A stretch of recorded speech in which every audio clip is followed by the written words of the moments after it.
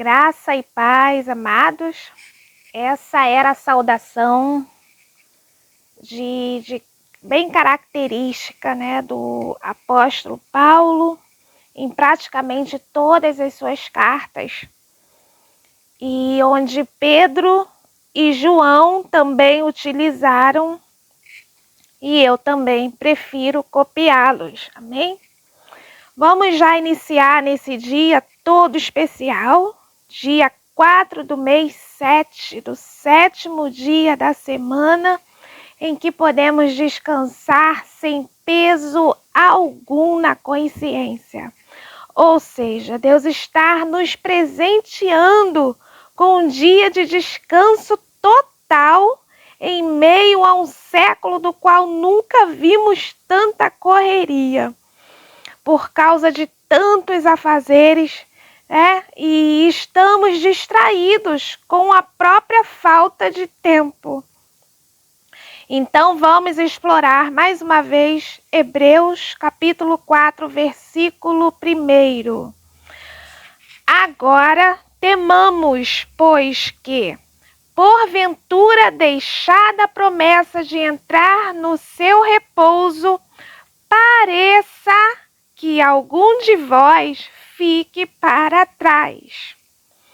Esse texto quer dizer exatamente que nós precisamos temer, ter medo, porque se por acaso a gente ignorar a promessa de Deus para nós de entrarmos no repouso, com certeza vamos ficar para trás, e maioria de nós, conforme diz em outro lugar, muitos serão chamados e poucos são os escolhidos. Muitos são os chamados e poucos são os escolhidos. Está na Bíblia. E que nós aqui estejamos no segundo grupo, que são os escolhidos, tá?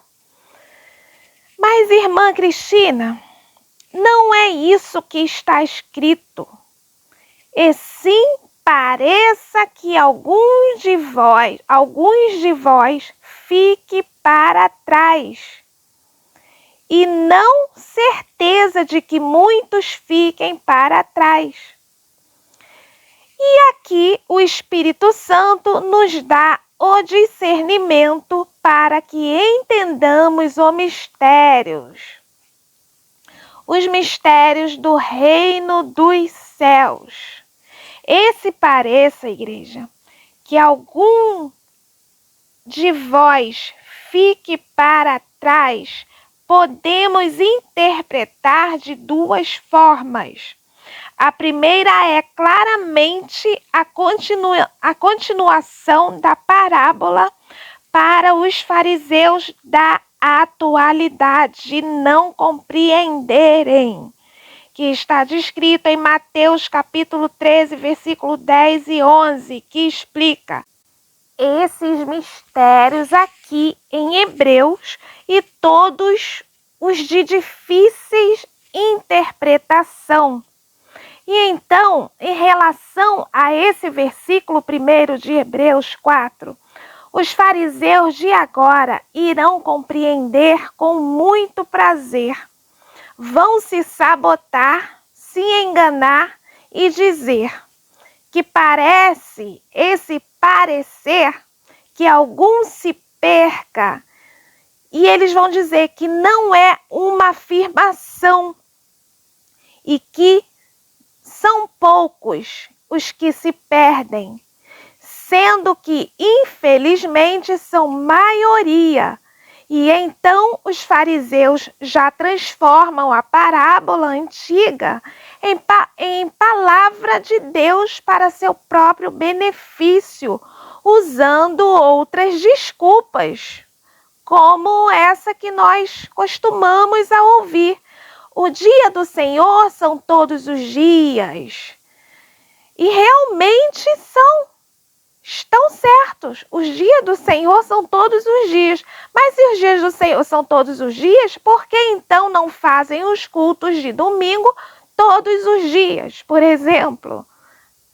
Enfim, esses argumentos não fazem sentido algum e estão completamente de acordo com o sistema católico, que também pregam que o sábado é um mandamento antigo e que a partir do Novo Testamento os cristãos resolveram por conta própria santificar o domingo por causa do maior evento da história. Porém, Deus fez um evento que não foi ordenado a nós santificar nada. A própria ressurreição, ou seja, a ressurreição de Jesus Cristo por si só, já é um evento puro, santo, perfeito para todo o sempre. E para que vamos santificar algo sobrenatural? E então nós vemos que o que está em xeque aqui sempre é a ordenança, palavra. A palavra de Deus que prova o nível da nossa obediência a Ele. Sim ou não?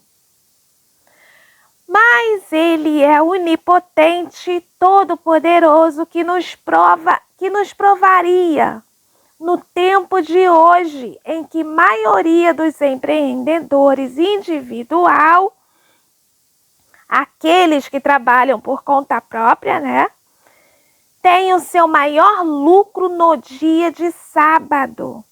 E agora está lançado o desafio. Mas, na verdade, muitos já exercem essa fé, que são os que já sabemos, né? Inclusive, conheci uma outra seita também, que guarda o sábado. Portanto, nessa situação toda, vai caber aqui o livro de Tiago, capítulo 2, versículo 10. Vamos relembrar. Pois quem guarda toda a lei, mas tropeça em um só ponto, se torna culpado de todos. Ou seja, não vai valer de nada guardar o sétimo dia e não perdoar o seu inimigo.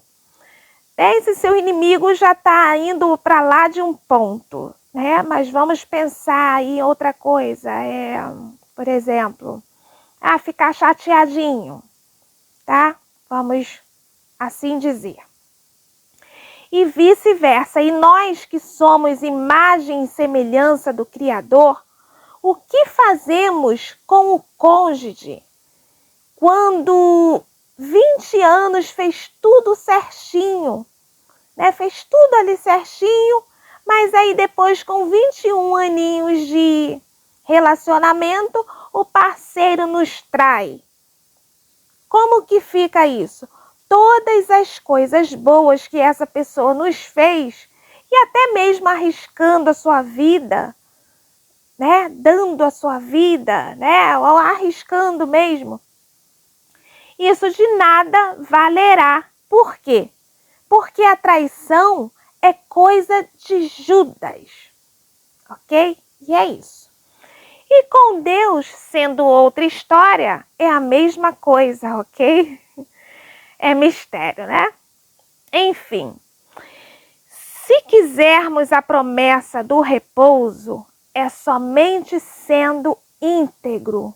Não existe meio termo. E vamos ao contexto em geral com a referência no Antigo Testamento. E hoje aqui, em Hebreus, capítulo 4, versículo 2, diz: porque também a nós foram pregadas as boas novas. Então já está dizendo, né? Por si só, boas novas. Como a eles foi pregado também aos fariseus. Mas a palavra da pregação nada lhes aproveitou, porquanto não estava misturada com a fé naqueles que a ouviram. Porque nós, os que temos crido em quê? Que Deus não descansa, e descansou para enfatizar que somos terrivelmente limitados. E então a ordenança continua no versículo 2. Entramos no repouso, tal como disse, assim jurei na minha ira, que não entrarão no meu repouso. Olha a promessa, igreja. Embora as suas obras estivessem acabadas desde a fundação do mundo, porque em certo lugar disse assim do dia 7º, e repousou Deus de todas as suas obras no 7º dia. Então, em certo lugar foi dito isso, foi ordenado no Antigo Testamento por 4 vezes nos 10 simbólicos mandamentos. Ok, então os demais versículos foram explicados no link, ok? Que está no comentário. E creio que a partir do versículo 7 estaremos aprendendo no próximo sábado. Obrigada, meu pastor Jesus Cristo. Amém.